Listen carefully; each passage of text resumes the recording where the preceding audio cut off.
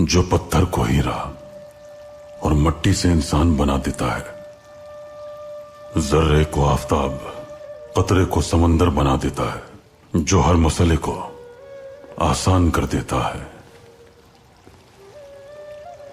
वही हमारी परेशानी खत्म करेगा इंशाअल्लाह। जो जरूरत का राज नहीं जानते वो कहते हैं कि अल्लाह कभी किसी का मोहताज ना करे। इस कायनात में बगैर जरूरत के कुछ भी नहीं होता। हर आका को गुलाम की जरूरत है और गुलाम को आका की, मरीज को तबीब की और तबीब को मरीज की, मुरीद मुर्शिद का और मुर्शिद मुरीद का मोहताज है। मुर्शिद भला किसको सीधे रास्ते पर ले जाए अगर उसका कोई मुरीद ही ना हो तो।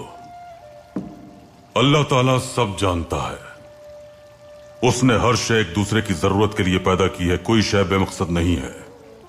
अगर आप मुश्किल में हैं तो फिर उस वक्त आपकी कोई दुआ रद्द नहीं होती।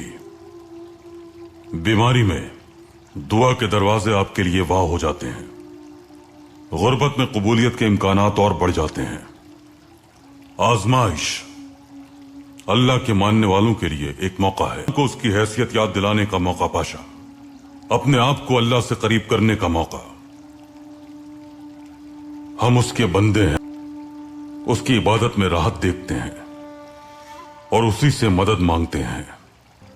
अल्लाह हमारे लिए आसानी फरमाएगा।